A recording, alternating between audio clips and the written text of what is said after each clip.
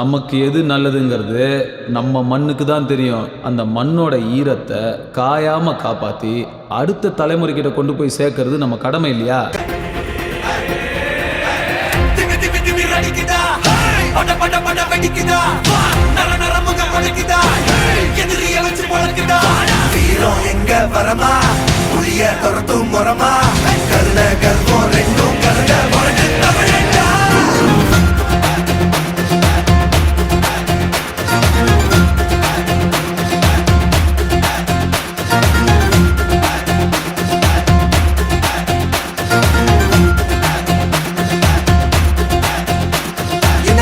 புதுசு வரலாறு பெருசு என்ன மானுட குலமோ நீங்க புகழ தொட்டது கிடையாது.